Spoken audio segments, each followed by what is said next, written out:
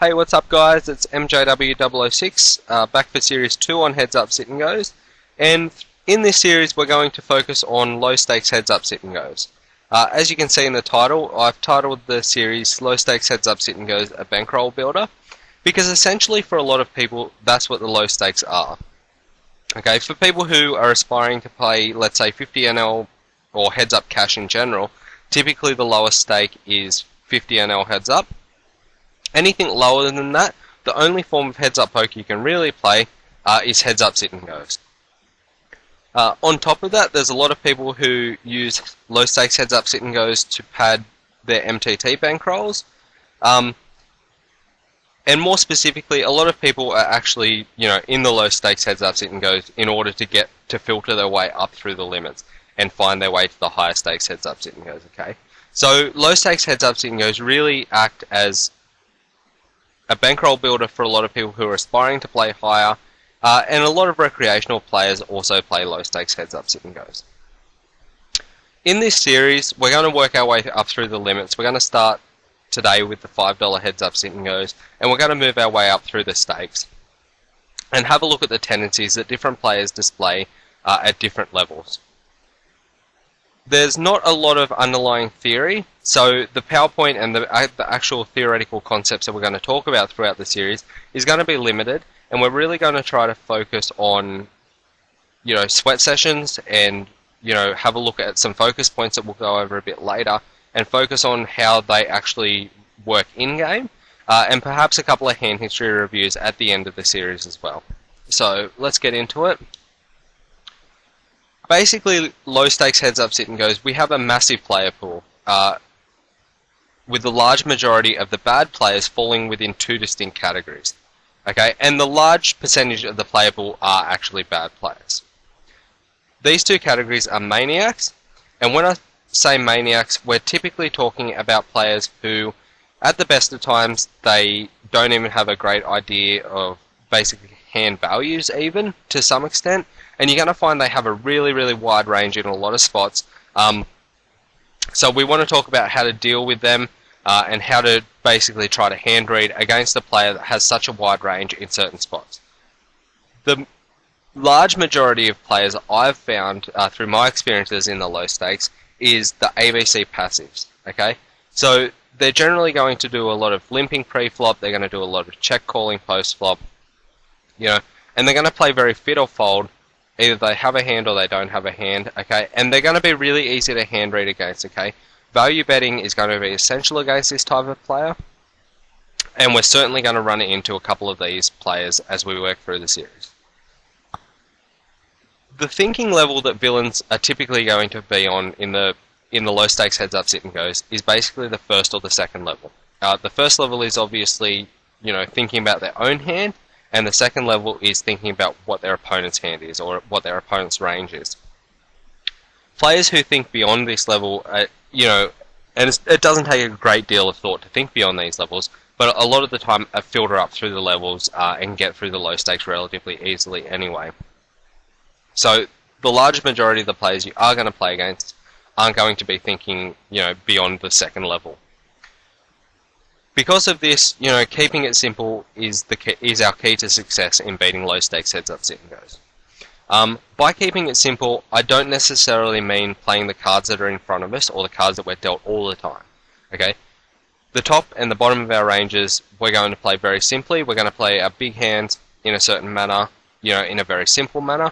We're going to play the bottom of our range in a very simple manner as well.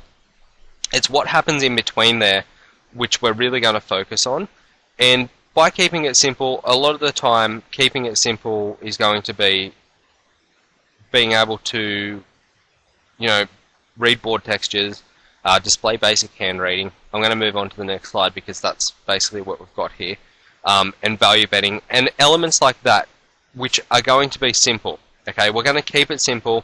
We're going to learn these basic skills, and we're going to implement them in-game so that that middle part of our range, the marginal part of our range, or that middle section between the top of our range and the bottom of our range, if we can play that part of our range better than what our opponents can, and keep it simple throughout our play, then essentially we're going to have a massive edge on our opponents. Okay? My god, I said range that many times in that last sentence. Anyway, so these are our focus points for the whole series, basically. Reading board textures. So we want to learn, the actions that we can take on certain board textures, use it alongside our basic hand reading skills in order to create an edge against our opponent. On top of that, we're going to use these first two things to induce actions from our opponent, and we're going to talk about value betting and taking value optimal lines, basically extracting the most value or the most chips that we possibly can out of our opponents in certain spots. And this is basically more applicable. Both of these points here are more applicable to the top of our range and when we do have hands. But they're also going to come into play a lot when we have marginal strength hands, and having the ability to tie all of this together, that is, read the board texture, think about our opponent's hand or what our opponents think of our hand, and being able to choose value optimal lines based on that information. So this is what I consider the basics of heads up sit and goes, and if we can learn to do that well, then we can beat the low stakes. Okay, so this next point here, some people disagree when I talk about this, but essentially the greater the edge that we carry over our opponent, this is specifically when we're deeper stacked, that is 50 big blinds or more essentially. The greater the edge that we have over our opponent, the less inclined we should be to take marginal EV spots. When I talk about this, I mean taking flips when we clearly have a 65% win rate against a certain opponent, when we're 50 big blinds or more deep, really isn't the greatest decision. So stacking off, let's say ace 10 pre-flop when we know that we're in a very marginal spot, probably isn't the best spot to take when we know that we have a massive edge over our opponent. I'm not talking about waiting for a better spot. All I'm talking about here is what I consider optimal play, and hopefully I can drill this into you guys throughout the course of the series and show you guys a few situations where this really comes into play. So essentially, the greater that your edge is against your opponent, which you are going to have an edge over your opponents a lot of the time in low stakes heads up sit and goes, particularly if you've watched the first series and as we work our way through the series, you're going to have an edge over your opponent, and the greater that edge is, the less inclined you should be to take marginal EV spots when you're deeper stacked. This obviously changes as we, the stack to blind ratio decreases. Okay, so the less big blinds we have, the more inclined we should be to take marginal EV spots. And I'm not saying you should just be readily stacking off in, really, really marginal spots. I'm saying against your opponent's range, if you do feel like you have a plus EV spot, no matter how marginal it is, we should be taking them small edges as the amount of big blinds we have or the effective stacks actually decrease.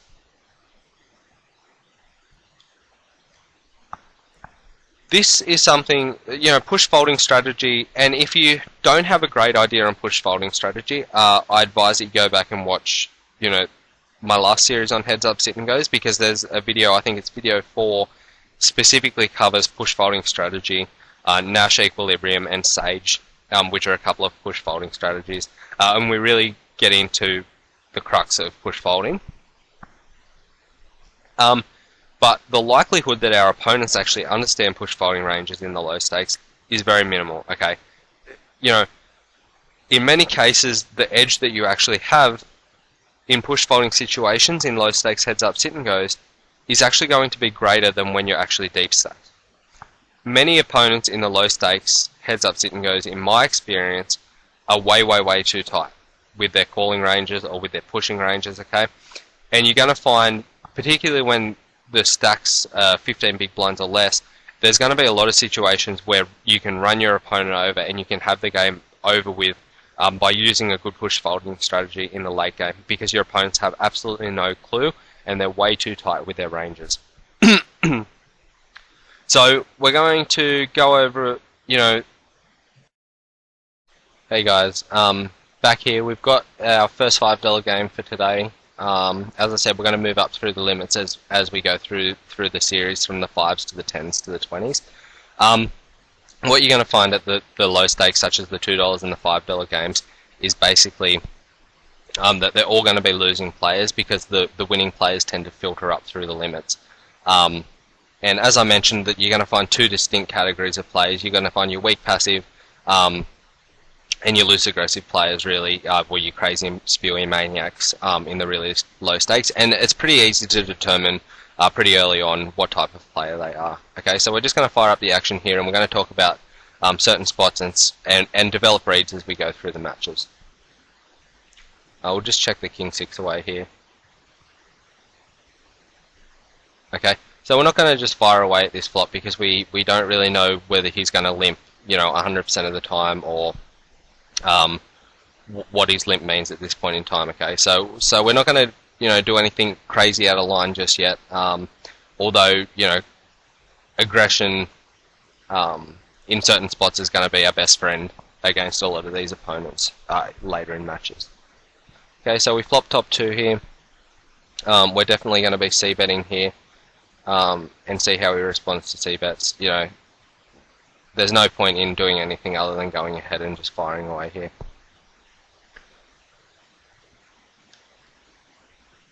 Ace-5, we'll just check it away again and just see how he plays post-flop. I expect him to bet again here. It's not a great board to mess around on. Once again, we'll just give it to him. Okay, they're really small pots. There's no need for us to do anything until we really develop reads and really work out how he's gonna react through the match and what type of player he actually is. Then we can use our knowledge of board textures and take certain lines to abuse his tendencies. Okay, so now that we can see that he's limping a lot, I'm going to start raising fairly wide here, out of position. The other thing here is there was no need to go ahead and raise this flop here with middle pair when he c-bet there, because we're only going to get called by better hands. We've got showdown value, and we're just going to try to steer our hand to showdown. If he fires a third barrel here, I highly doubt that we're good. But quite often players will fire 2 straights, and they don't have the balls to fire the third barrel. So if he did actually fire the third barrel there, considering that he's limped his first 3 buttons, I don't put him in the maniacs category just yet. I think we're best to be folding that river had he fired the third barrel. Let's see what he had. So he had Queen 3. Okay, so we'll certainly take note that he can fire 2 barrels there with air, but couldn't actually follow through with the third. Here we pick up a draw on the turn. Betting here out of position, it's going to put us in awkward spots if he calls and we missed on the river. So there's no point to do anything silly. We're going to keep it relatively straightforward here in the early stages of the match.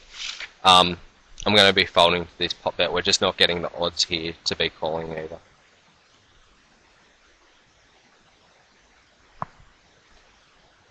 Okay, we're going to keep raising every button because we want to be playing pots in position against this guy. In fact, we want to be playing a lot of pots in position against most opponents that you're going to face at the lower stakes. And we flop a straight. It's not the nuts, but a lot of players, in the low stakes can tend to slow play. But I guarantee you that you don't get believed all that often if you do. You've got to play your hands fast. When you do flop big hands, you just need to play them for value, play them fast, and hope that they make silly errors, because quite often you don't get believed in the low stakes. So if he limps again here, okay, so I was going to raise to 4x there had he limped. That's certainly going to be part of my raising range out of position. Any ace I'm going to be raising out of position. Now he's shown this tendency to be limping every button. 4-5, we'll just check it away. We flop bottom pair here. I'm going to just lead out here. This board's really dry here. I'm going to see how he responds to this, given that he has had control of every pot basically. Because he's been c-betting in position. I'm going to peel a card here, and then I'm going to check raise him here on the turn, now that we turn 2 pair. I'm going to check raise him relatively big, okay, we just want to get as much money in the pot as we can, because basically if he's folding, he's folding here. If he has 6-7 and he raised us on that flop, you know, lucky him. 9's here. Okay, so this is basically how it goes. Basically, we have a good opportunity in the early stages, when we're deep, to push our edge and grind our opponent right down. When I talk about, you know, through the PowerPoint, I spoke about, you know, our tendency to shy away from the smaller edges against opponents that we have large edges against.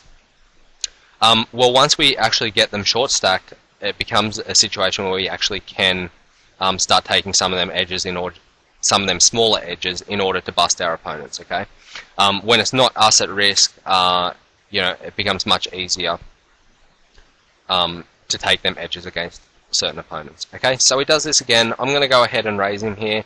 This is a perfect board for the check raise, and I'm going to follow up with another bet on the turn had he called there.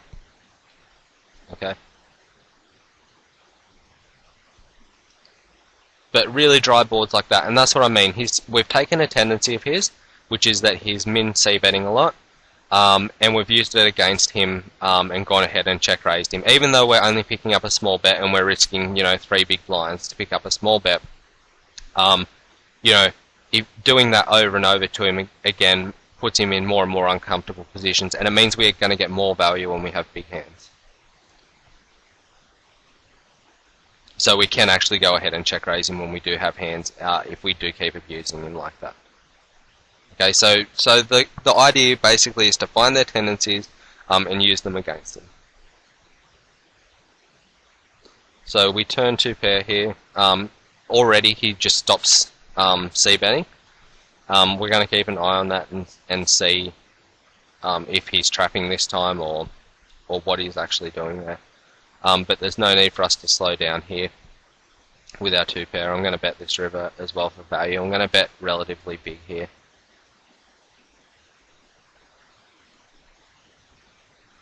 And we do actually get value for our hand here. Okay, so I'll just have a quick peek at what he did call us down with there. He called us down with 10-4, okay, so second pair. Here our hand's really weak, but he's min 3 bet us. We're going to go ahead and peel. And we're just going to fold this flop, okay. You know, this could be argued that it's a really good board to actually raise him on. If we were deeper, then I would go ahead and raise him, but because a raise here is going to represent about half his stack, if he does shove on us, we're going to be put in a pretty awkward situation where we're folding when we've actually got the odds to be calling. 8-9 off here. We'll just check it away. I'm going to check raise him on this board if he does go ahead and min c-bet again. And once again I'm going to fire out the turn. But once again he folds.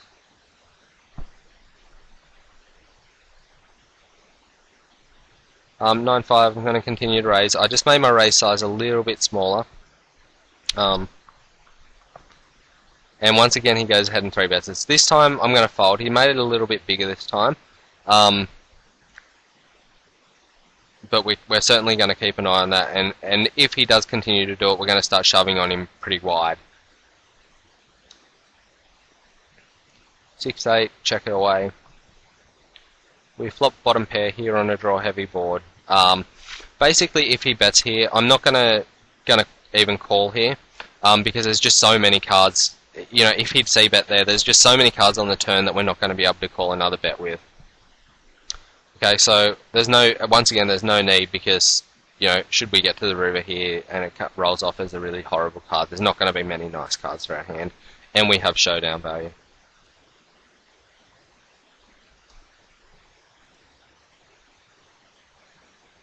We'll fold our button here. Okay, so one of the adjustments when you start getting 3-bet is to tighten your opening range and widen your 4-betting range.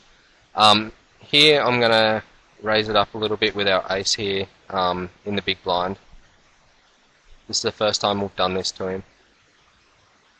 We'll see what he does. So he flats. We flop an ace here. We're going to be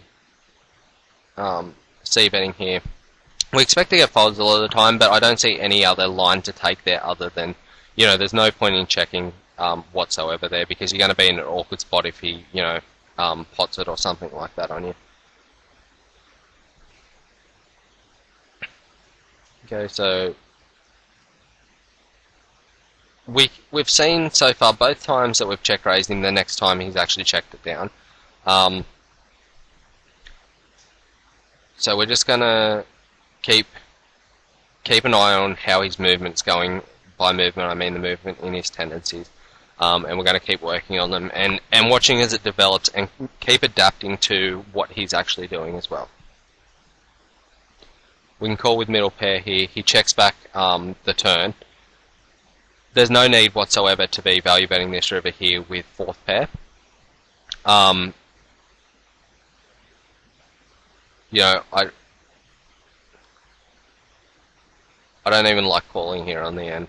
I think a lot of hands like 6-7, 7-9, a lot of draws actually take this line here, which even, you know, this pair here actually got there on us. So I'm not even going to call off here on the river.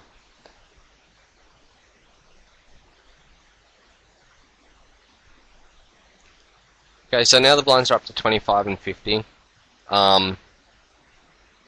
And that edge that we have when we're playing deep stack poker obviously has diminished now that we're relatively shallow. So he's, you know, 12 big blinds deep or so.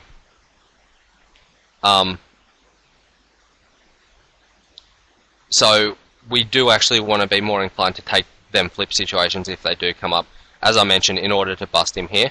And a lot of players in the low stakes actually can't handle the pressure when you start applying a lot of pressure to them when they're short stacked. Okay, they don't know what to do when they get stuck. Okay, so a lot of shoving here, and the emphasis on putting the last bet in, and now just upping the ante a little bit on our opponent here. Okay, this is clearly a shove. Okay, he only has 14 big blinds. We can just go ahead and shove here and really start putting the pressure on him. Okay, so we got our money in ahead here. We'll see if we can hold. Nope. No good. Okay, but it doesn't matter. Okay, we've taken our shot. It's doubled back through here. We just need to keep applying that pressure. Okay, so we're now 30 big blinds deep, or 27 big blinds deep, and we just need to start grinding him down again, and try to put him in as many awkward spots as we possibly can.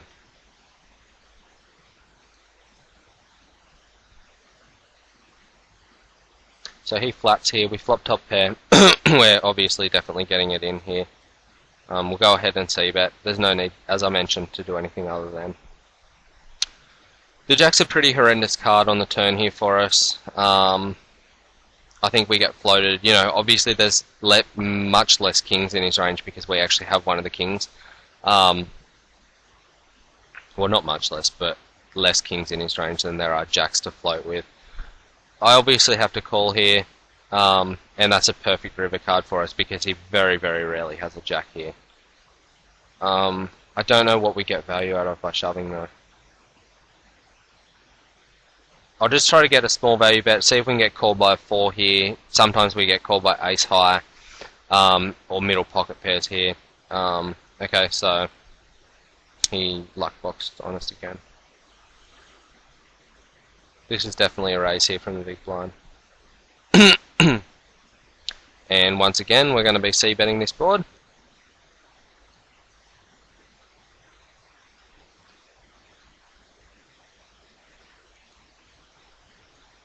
We're going to keep the pressure on, we're going to keep raising, okay. He had been 3-betting a bit earlier, but that was when he was short stacked, okay. Once again here. This donk lead, I don't know if you noticed, but I raised the last one. We're going to go ahead and raise again. This time we have a back, you know, a straight draw by, you know, 4 outs. But we're just going to keep applying the pressure to him because this, you know, represents exactly 0 strength whatsoever. Okay, plus on top of that, he'd done it before, and we'd raised and he'd folded. Okay, so we took a tendency that we'd abused earlier, and we just took to it again. Okay. This, we're just going to check fold here. There's not much going on here. As much as we want to keep applying pressure to our opponent, we don't have to win every single pot.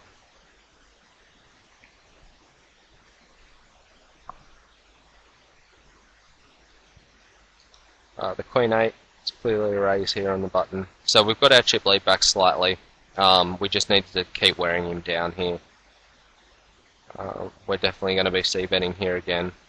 Okay, so he leads out for more now.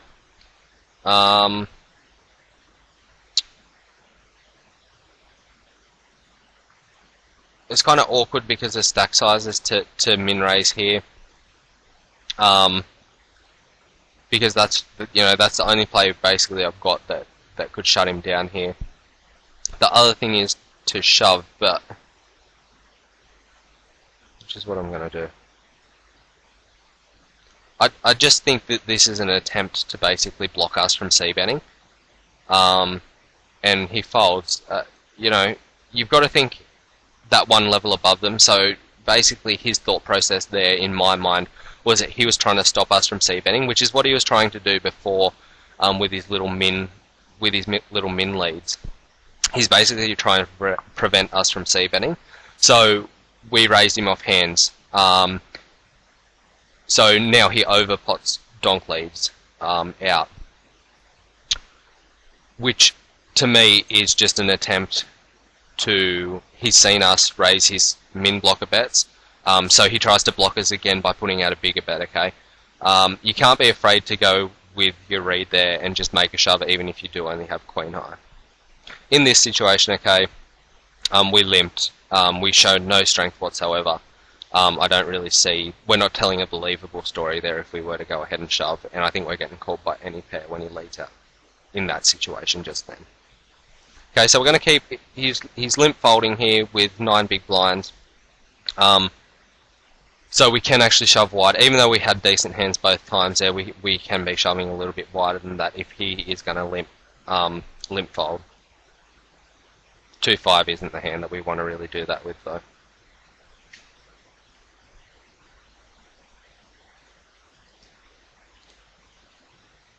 I want to check raise him here on this board because I don't really feel there's many aces in his range, but he's just kept limping. So he's limping his entire range. Against opponents who had been raising, 50% of the time and limping the other 50% of the time, I'd be more inclined to be check raising that board, the Ace Queen X board, because I see less aces in his range there.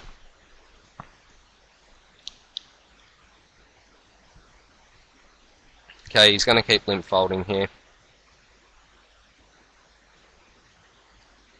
And we're just going to keep shoving. The more we shove, the lighter he's actually going to call it off, okay? So the more that you do this to him, the more likely it is that he's going to go ahead and actually snap it off. This, again, is an attempt, I think, to stop us from shoving on him.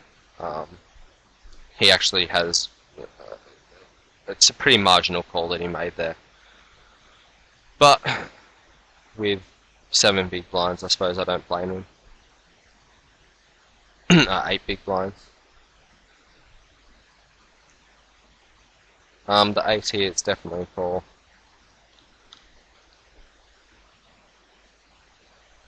Had he shoved, but see, this is what I'm talking about. He hasn't, he has no idea on push folding strategy whatsoever. Okay, and in that he's going to get frustrated, and he's right there to be abused, basically. Already he hasn't recognised that we're just shoving, almost any 2 cards on him. See if he does it back to me if I limp. Nope. And obviously we're getting it in here. What I'm actually going to do here is I'm going to flat this bet and see if he fires another barrel. Okay, basically we're getting it in here no matter what. But there's really not much that he can have here. There's not many, overcards or scare cards, but I doubt he has a 6 here ever, basically. And we're just getting him to put extra chips in the pot. It's not really a slow play because we're getting it in one way or the other. And I'm calling it off here with Queen 9. Okay, so we took a slightly minus EV, you can say minus EV, but we're slightly behind here. But these are the kind of spots that you take particularly when someone's only got 5 big blinds. We're always going to take that spot. Okay, because we're going to have another opportunity, and we know that we have an edge here pushing him around here with the 10 big blind mark. I don't think that really ruins our image though when he only has 5 big blinds to be calling it off there.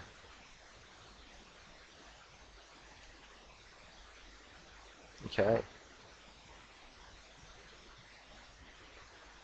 Adjusted, kinda. Okay, so we're just going to go ahead and keep pushing. He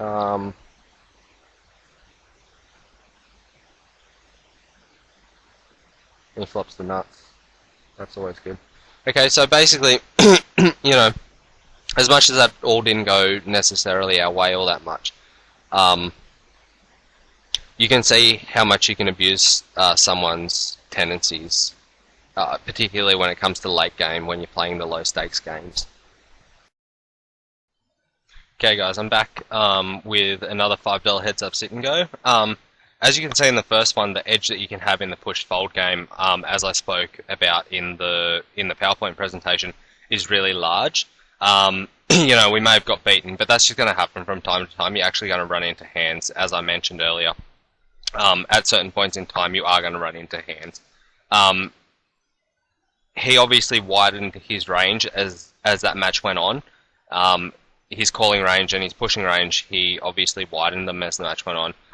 You know, that's going to happen, and I probably didn't make the correct adjustments. I probably should have tightened it up slightly in order to, you know, try to win that game. But it didn't work out for us. It's no problems at all. We're just going to move on. Now, this is the kind of texture we're going to see about 100% of the time, especially first hand in the match against an unknown opponent.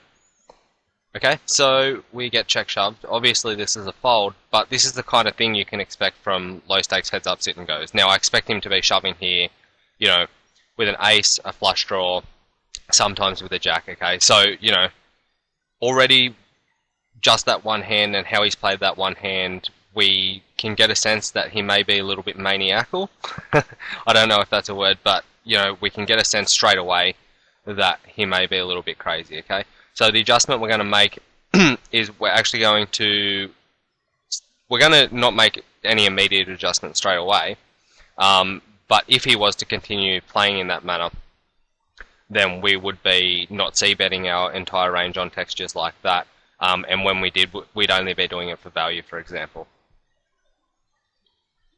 So Queen 10, we're just going to check this away here in the big blind. The flop's Ace Jack 5. Obviously, I'm just going to check it to him. We have a gut shot, nothing much more than that, and I'm just going to be folding to his bet here. You know, we're really just going to try to feel him out in the early stages, try to get a decent read on him, and how he plays on certain board textures, and what his hand ranges are on certain board textures, and then we're going to go from there and start making our adjustments. I don't really see any need to bet here. You know, we're not going to be believed. If I did have a pair here, I'm obviously going to be firing away. Our hand has showdown value, plus we have the chance to make our full houses above the board as well, so I'm just going to be folding on this turn. I don't really see any need to continue.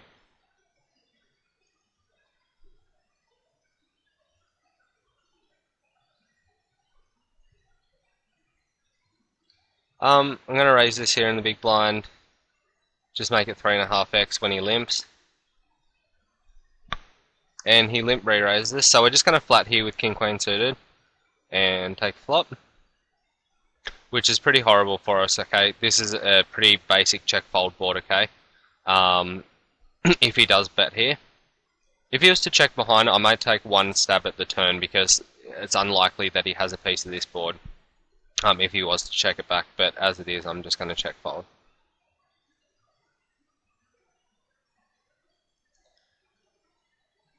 So far we've lost the battle of all the small pots thus far. Okay, so on this flop here, I'm just going to be flatting behind here with our flush draw. I don't want to give him the opportunity to go shoving over us here. We're just going to try to catch up here, or try to make a hand. He fires here again, he fires relatively small. I don't mind just peeling one more straight here and taking a river as well, and we get there. I'm not going to be thrilled to call an overbet shove here. I'm not going to be thrilled if he'd check shoved on me either, but as it is, I'm just going to call him down here. I think that he bets a lot of worse flushes here, especially because he's shown them maniac tendencies so far. So, you know, I think quite often we have the best hand here.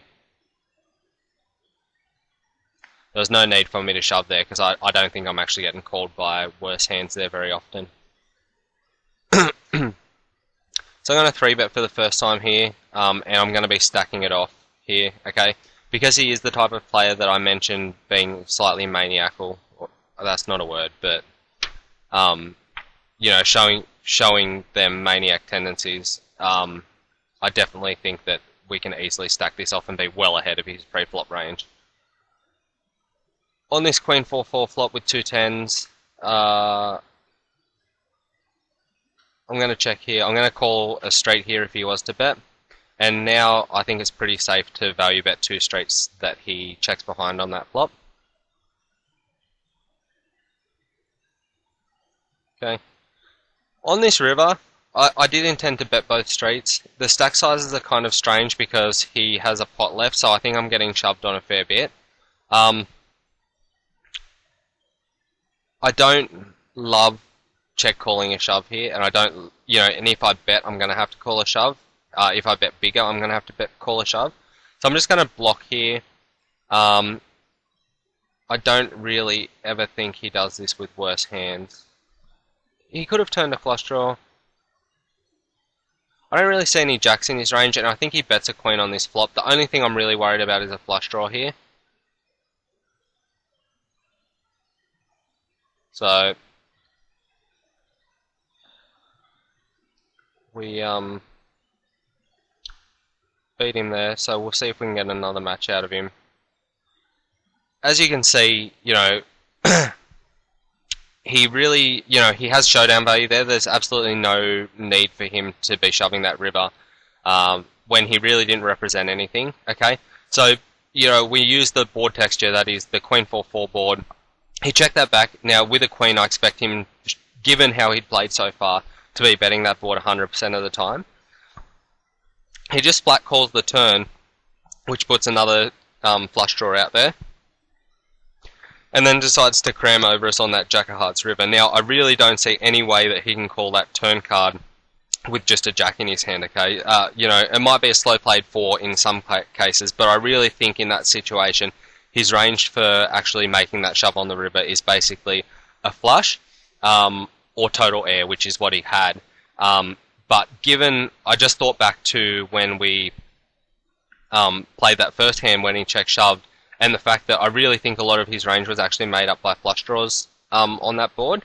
As much as we didn't get to see his hand, I think that a lot of his range was actually flush draws there. And, you know, that suggested to me that there's a good chance that he actually plays his flush draws a lot more aggressively than what he'd actually played that hand. Here, we've got draws on board. We flop the ace here. I'm going to be likely to get it in here on this board if he'd 4-bet. Given, once again, that we have picked up on a couple of them crazy tendencies, he's willing to bluff. We've seen that. Okay, I'm going to barrel again here because there's a lot of draws in his range when he just calls that flop bet. If he goes ahead and shoves here, I'll be calling as well. So king queen off here in the big blind. If he limps, we'll be raising.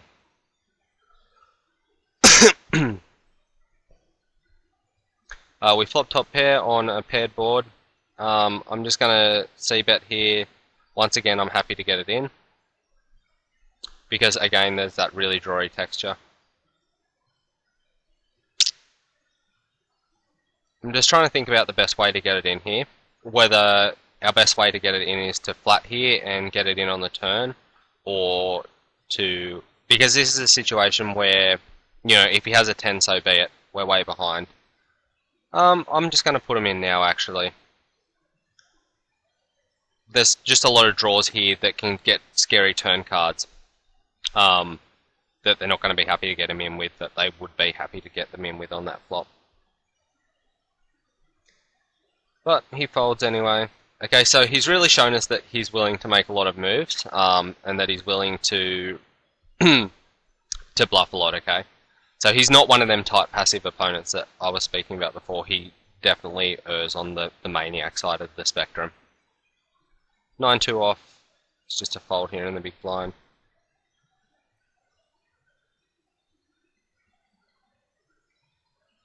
I'm going to keep working on him with... keep opening my buttons because I think I've got a pretty big post-flop edge on him. So he 3-bet shoves there over 45 big blinds. We're just going to keep an eye on that as well. You know, this is one of them situations where we don't really want to tangle, unless we get a read that he's doing that super wide, we don't really want to tangle with our marginal strength hands to a 45 big blind shove when we know that we have a certain edge against this opponent. Okay, so I'm not going to really be taking marginal situations against this guy when he does start 3-bet shoving. Okay, we don't have any evidence to suggest that this guy is going to 3-bet shove wide because he's only made the one shove. However, if he was to continue doing it, you know, our range is going to open as that goes on pretty much. So this texture here, it's got one big card, a small pair. I'm going to be c-betting this a lot. I don't know if we've deterred him from raising us on these type of flops because we have played back at him a fair bit. I mean, we've had a hand every time, but we have played back at him every time, so I don't know if that's deterred him from actually making his check raises, etc. on them boards, but we're definitely, you know, it's very hard for him to have a piece of that board. So I'm going to be c-betting them types of boards 100% of the time. Here, even though there's a chance that we have the best hand, I'm going to be folding here. If we're facing another bet on the river when we miss, it's going to be hard for us to call another street. By him checking back this flop and betting this 2-turn, he's really representing nothing, but I don't really want to face another bet on the end. Given that he's shown that he can bluff, I don't really want to have to call 2 straights with ace high against this guy.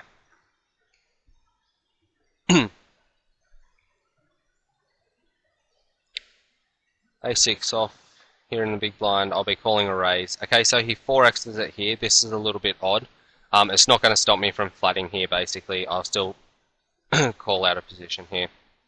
We flop our ace. I'm going to see how he acts. Now, this isn't a situation where I really want to check raise. Even though there's draws out here. In this situation right here, I don't really want to check raise because the only hands that he's going to get it in with, in my mind, is made up predominantly of stronger aces. Okay, so we want to let him continue to bluff, even though we're going to get it in. If we check raise, we're going to get it in on that flop. We intend to get it in anyway, but what we're doing is we're giving him the opportunity to barrel with his aces that beat us. We're also giving him the opportunity to bluff off when he doesn't have an ace or when he has a draw and he's semi-bluffing. Okay, so right now, he's put over half his stack in. You know, it's going in on the river regardless, so I'm just going to stick it in now. And hope we have the best hand, which we do. Okay, so that's pretty horrendous on his behalf. You know, double barreling the 10 there. He's only getting called by better hands and he has showdown value. It's pretty silly on his behalf to be, you know, firing away and getting his whole stack in there with second pair on an ace-high flop like that. But I'm just going to pause the video now. Hopefully I'll be back with another game in just a second. Hey guys, back with our final, it may be our final game. I don't want the video to get too long. We've got 3 matches so far recorded. Depending on how long this match goes for, as to whether I actually play another match or not. So we'll get underway here. I'm going to flat here, first hand. I have no idea about this opponent so far. He's a slightly losing player over a really small sample, okay, so I'm not necessarily going to pin him in one category or the other right now. But I can definitely check call here when I flop my ace. He checks back the turn. I'm going to value bet this river relatively small. There's not a whole lot that I actually get value out of when an opponent takes this line. So I'm just going to value bet relatively small and see if we can get at least something for our hand here. He may pay us off with a jack here, but I highly doubt it. You know, we don't get called there very often. We're going to start by opening, you know, a fairly wide percentage of our buttons here.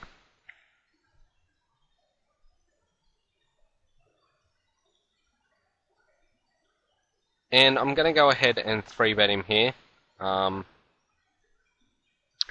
just see how he responds to it. A lot of low stakes players really struggle with aggression. You know, in some cases when they're the maniacs, they thrive on us making them plays at them and and making them 3-bet so that they can be 4-bet shoving. But typically I like to test the water out early on and see how they respond to certain things.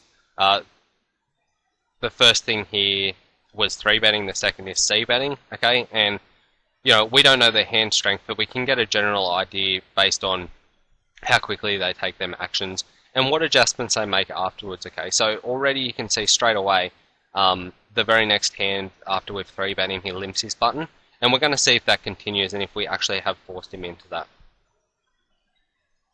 Because they don't like to be put in uncomfortable spots. This board texture here, this Queen 3-7, the big card, the 2 low cards, is a very good board to be C-betting. We also have the Ace of Spades here, so the chance that he has nut flush draws and things like that are relatively limited. He check raises us really big here. I'm going to fold to this check raise and see if he continues, but he's check raised us really, really big on this board here. I have no idea what it means, obviously, at this point in time. We're going to be folding there rather than shoving over him. But, you know, if he understands that that board's a good board for us to C-bet, then he likely understands it's a good board to check raise as well. And we may have to make some necessary adjustments based on our reads as we progress through the match.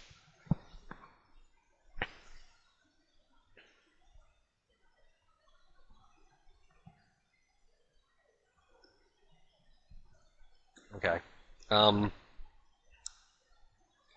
He opens here. He's limped a couple of times. I think that he's limping them medium type hands, so his in-between hands like his Queen 10s and his Queen Jacks. He may go ahead and continue to raise the top and bottom of his range. I don't know if he'll be thinking all that effectively, but for now I'm just going to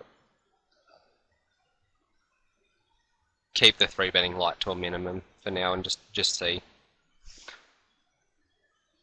I'm going to raise it up here out of position to his limps.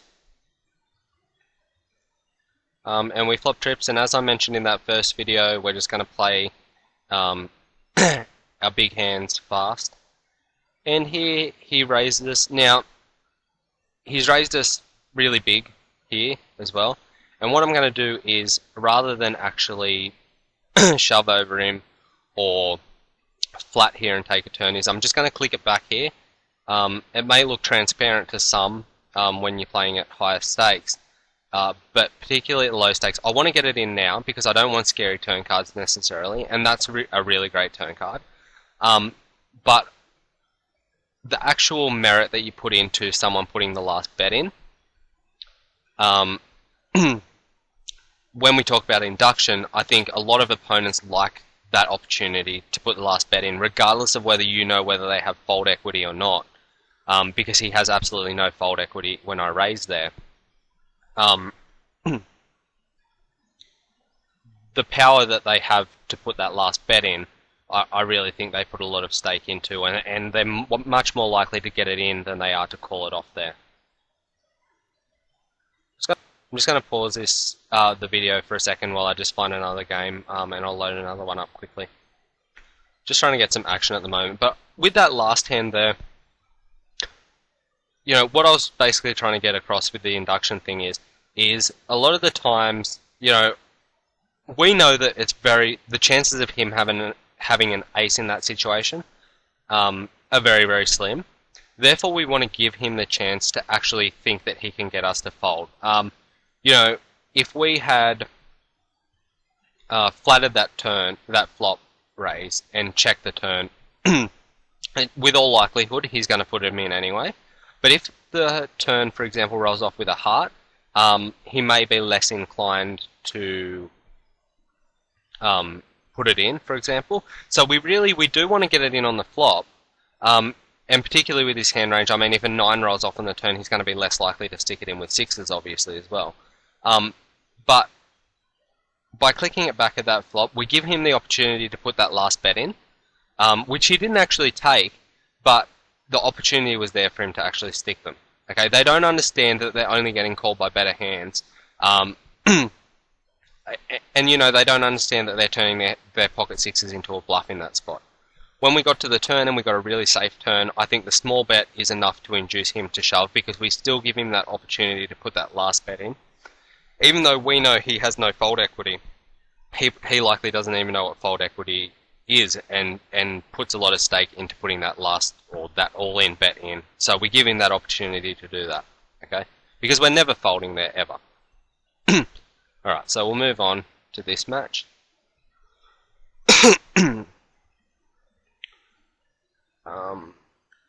We're just going to check this flop here. I'll be check folding because I'm not paying any attention right now.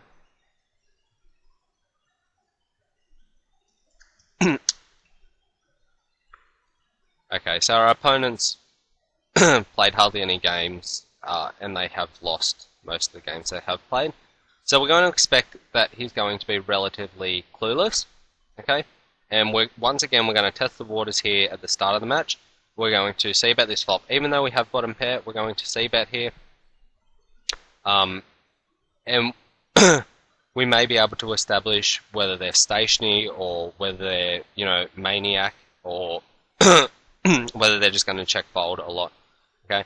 And hopefully we'll get to showdown here. We do have some value. I'm not going to call a bet, obviously, with bottom pair here.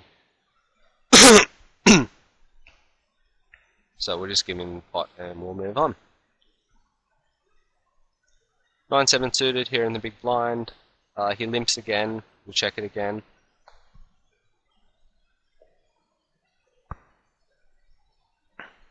He overbets the pot, which is generally on what he would consider a drawy board. Well, you know, it is a drawy board. Generally indicates a pair. So I'm just going to fold.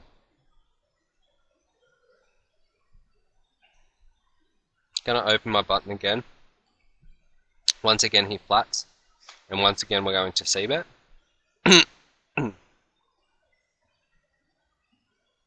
If he leads into us here, I'm likely going to just fold, because on a board like this it generally indicates that he's not going to fold, whether that be that he has a pair or he has a flush draw. The only reason he's leading out here on a board like this is essentially telling us that he has a piece of it. When he check min raises here, I'm just going to fold. I've got a 3 high flush draw. There's no point continuing to any resistance on a board texture like that one. Check the Jack 10 away. Now we're going to do a very similar thing to what he did just then, and we're going to lead out into him. We've got a good flush draw. We've got an open-ended straight draw as well. Plus we've got cards which can make pairs, which we often expect to be good, particularly when he just flats that flop. Had he raised that flop, we wouldn't be so happy to lead again here on the turn. Now he min raises us on the turn. I'm going to check and try to steer the hand to showdown. We river 2 pair, and I'm definitely going to call a bet here on the end.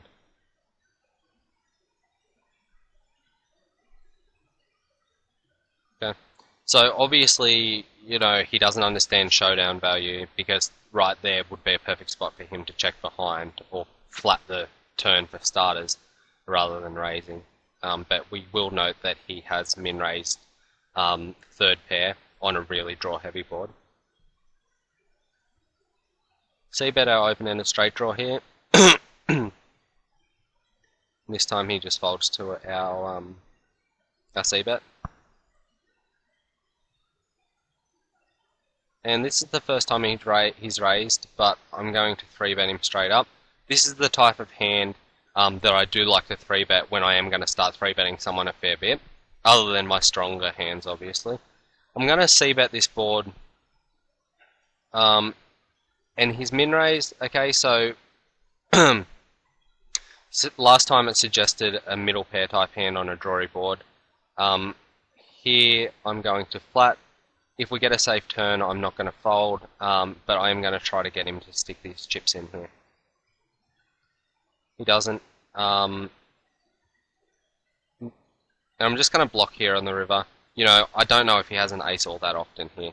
I don't think he has an ace all that often here, should I say. I think he has a queen here a lot of the time, or a 9 here a lot of the time.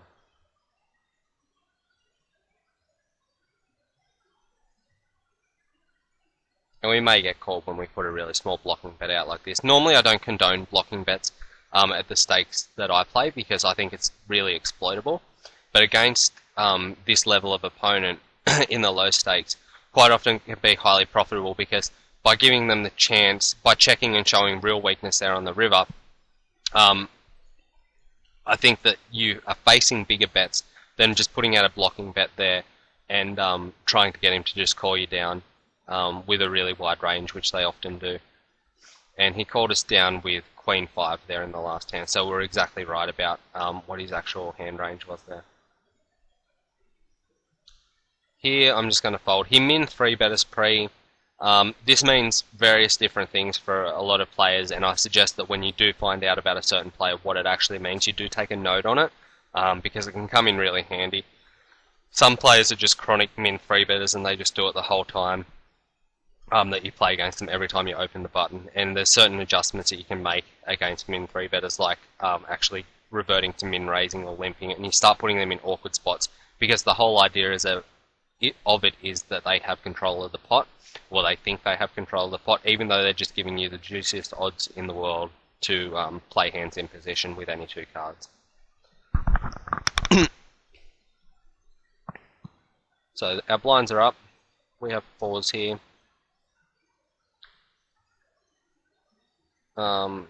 He just folds there. Ace-Jack here. I'm going to 3-bet him if he raises here, and I'm going to raise if he limps.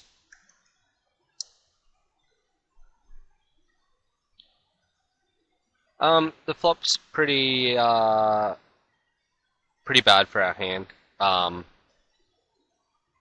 It's a pretty middle coordinated board, which is kind of in line with a lot of the hands that I expect him to be limp calling with.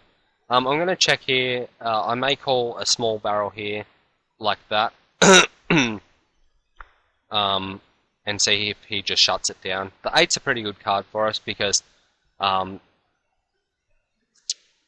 you know, it reduces the chance that he actually has top pair there, but he goes ahead and shoves. Even though we tempted to call because the board's so drawy, but I'm just going to fold. There's no need to take a really marginal EV spot like calling it off there.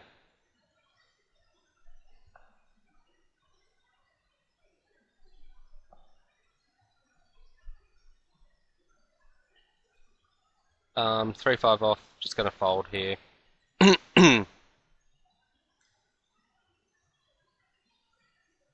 Raise the ace-2. Okay, so he seems to have some really spewy post-flop tendencies. So we're going to try to start playing some more flops here. A check call here with middle pair. The turn's not a great one for us, but it's certainly a good one for him to barrel. He fires small again. I'm going to call once more and see if he just shuts it down. I'm not going to call a 3rd barrel here, although he's offering us such juicy odds. Kind of expect to see a weak hand here. I don't expect to see a big hand, given that he's shown us that he likes to overbet, etc. So, I think for the information that we're going to get, plus it may make the match go a little bit longer if he scoops his pot, I'm going to call here. And he shows us gut shot, I think. He just offered us such juicy odds there. Okay, so he triple barreled a gut shot and fired 3 really small barrels, which is obviously terrible because, you know, we're not folding as we just showed, we're not folding any pairs when he barrels so small. If he'd barreled bigger, then I would have been more inclined to actually make folds on the turn or on the river there. But he just offered us the odds to be calling when his line when it wasn't all that believable, given that he'd made overbets. So we kind of now are going to assume that them overbets actually are strong as we kind of expected them to be. This board is again a really good c-bet board, and I'm going to go ahead and c-bet this one. Check min raises this. I'm going to peel one. I kind of expect to be behind here most of the time. And he does go ahead and make the shove, so he could have a 3 here a lot of the time. I expect it to be a 3 or a 4 there. We're just going to take a turn and see if we could get a decent turn that... Because essentially, you know, that we have his min raises and middle pair type hands or bottom pair type hands. If the turn had even rolled off as a jack or a 10 there, I think that we can get him off his hand a lot of the time. Given that that turn's not really great for our hand, we're not going to take him off it. But we can either roll an ace or a king off and expect to have the best hand all the time, or we can roll a jack or a 10 off as well and expect to be able to get him off his hand. So I don't mind floating there that check min raise. King jack here in the big. I'm going to raise again here in the big blind. And we flop top and bottom here on a pretty draw heavy board. If he does go ahead and min raises or something like that here, we were going to just shove on him. The turn card, I'm not slowing down at all. He flat switches something that he hasn't done a lot of yet, but I'm certainly going to just barrel it off here. And I'm just going to shove the river. I expected him to kind of have a draw here a lot of the time, or a pair plus a draw, like Jack 10, or a naked 10 or a naked ace or something to that effect. Here with less than 15 big blinds and an ace, I'm just going to shove. I'm not sure what his calling range is going to be like, but if he's a typical low stakes player, I expect his ranges to be way too tight. So as you've seen in the first match, you know, you can really shove and work these guys down to a point where they just have to call it off. If you shove with a decent frequency and a decent range, this isn't in that range though.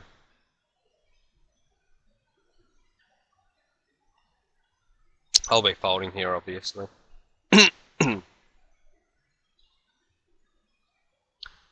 7-9. Now I'm just going to limp here and try to play flop with him. I think we can get him to put his money in bad post flop as well.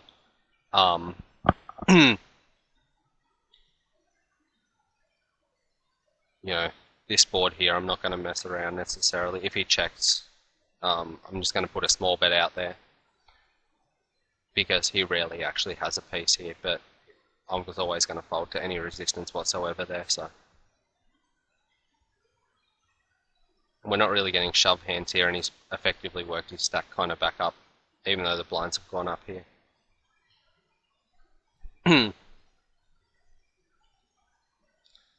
Okay, so we're kind of card dead at the moment in terms of having hands that we can shove on him with. I'm going to min raise him here and see if we can take a flop with him and try to get, you know, grind him down a little bit, because we actually still have a little bit of room here. I'll be raising this flop here and getting it in, obviously. This, I kind of, on this board, I expect this to be a draw that just wants to see a turn card. And I'm just going to put him all in.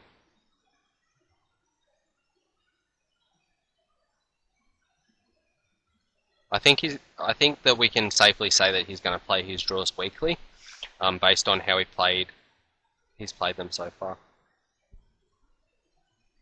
So we get it in pretty good, and we hold in the flip. So that's going to end the video, the $5 video that we've done today. I don't know how long it is exactly. Hopefully it's not too long. This is the first video of a 3-part series where we're going to work our way up through the stakes and have a look at the different types of players as we do actually move up through the stakes and the different tendencies that they display. I think we've got a pretty decent mix of players that we have played against tonight, or today, wherever you may be. And as I said, we're going to really cut down. We're not going to have a lot of underlying theoretical concepts throughout the course of this series. We're really going to focus on in-game and then focus points that we spoke about in the PowerPoint presentation, and have a look at them in-game and how you can best utilize them and implement them into your thinking process. So this is MJW006, Matthew Wakeman here, signing out for part 1 of low stakes heads up sit and goes, and I will be, if you have any questions or anything, questions or comments, please feel free to post them in the forums, and I'll be talking to you guys soon. Good luck in all of your games.